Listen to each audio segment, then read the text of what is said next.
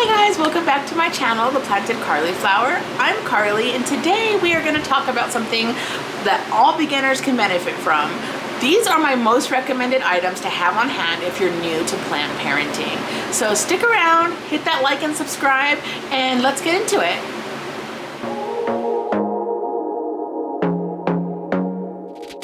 I want to be there and baby dance the night away. I let my head down if I want.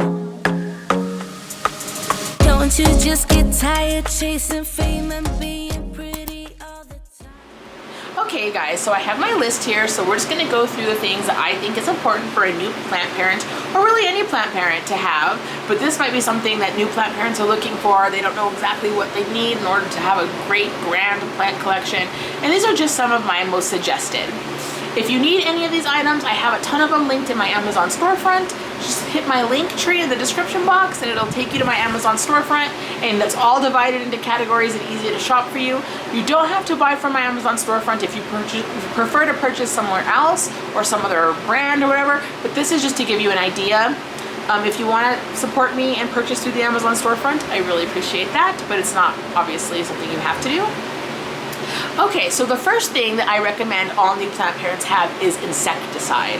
My favorite insecticide is Captain Jack's Dead Bug Brew. I'll put a picture of it here. I prefer the concentrate and just to mix it up into a spray bottle because I feel like I get more that way versus just buying the ready-made spray bottle. But both are available, concentrate and a ready-made spray.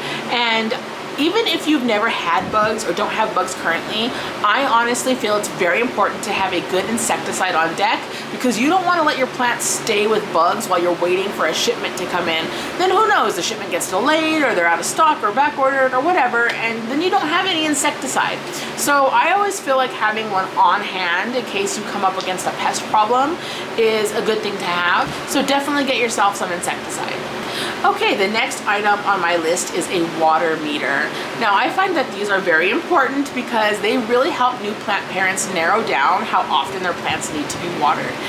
If your plant is a plant that likes to stay moist and not fully dried out, water it when the meter's at a 2 or a 3. If your plant likes to fully dry out, wait till it's all the way over on dry before you actually give it any water and thoroughly soak the pot. This is a great way to keep an eye on your plants and avoid over or under watering them. I used one and still do use one religiously. I have one for my upstairs and one for my downstairs, and I really find it to be a very handy tool and I highly recommend it. Another thing that I recommend for new plant parents is a nice fertilizer. I personally use, for my semi-hydro, I use Dynagrow foliage. And for my soil plants, I use either Liquid Dirt or Harris's organic fish fertilizer.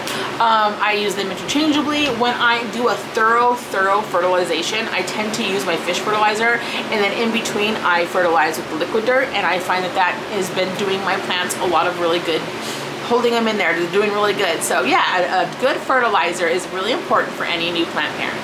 They also have things like slow release fertilizer, and that's something like this.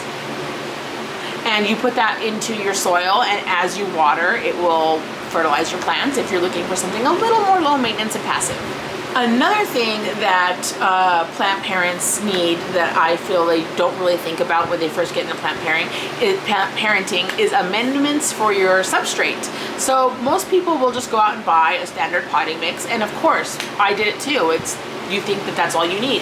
But most standard potting mixes out of a bag do not have proper drainage for the majority of plants that need it. You can pick up things like perlite, which is super cheap and usually is around $4 to $6 for a really big bag, and that will add plenty of drainage. If you want to get a little extra with it, you can add things like cocoa husk or orchid bark. Horticultural charcoal, pumice is also really great. Keep in mind that with perlite, over time, since it is so airy and light, it will rise to the top of your plant, and it can eventually compact the bottom.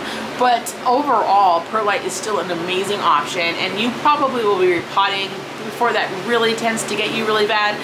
If you're not looking to even have to deal with that, pumice is a great option as well. It's a little more dense and heavy and will stay throughout the potting mix over time, but it is more expensive. So you have to go with your budget. If you're looking to stay a really on the cheaper side plant parent, perlite will do you just fine. Okay, another thing that plant parents need that I don't feel like they really think about is gardening shears or plant shears, whatever you want to call them, and alcohol to clean them between cuts. Very, very important. You don't want to pass any germs or rot or any other issues, bacteria, from one plant to another. You could be cleaning up some rotted roots and then go cut a perfectly happy plant, and now you've just possibly given that plant a problem. I like to put some rubbing alcohol in a little spray bottle, and then I spray the shears in between cuts and wipe them down real quick, and that keeps them nice and clean and keeps them ready to use on the next plant. But yeah, a really good pair of gardening shears. Please don't start opening boxes with them or cutting things other than your plants with them. It's a really good way to ruin your shears, and then you'll find yourself having to buy multiple pairs. Okay, one more thing that I think every plant parent needs are nursery pots. Nursery pots are an absolute cheap, it's just an easy way to have lots of pots in lots of different sizes for your plants. I started out trying to buy the fanciest plant pots I could find that were so pretty, and I quickly learned that having a large collection makes that very difficult because I wanted to spend my money on the plants and not the pots. I'm kind of at a point now where I'm comfortable with my collection and buying more pots that are decorative, but for someone who's just getting started out, not sure where their plant journey is going to take them, I highly recommend some good quality nursery pots because they're cheap. You can get them in numerous colors that will at least make them a little more pleasing to your eye, and it's easy to get them since they're so cheap in multiple sizes, so you can find yourself never running out of pots. There's nothing worse when you get a plant that's bare root and you didn't realize it was going to be bare root and you have nothing to pot it in. It's horrible.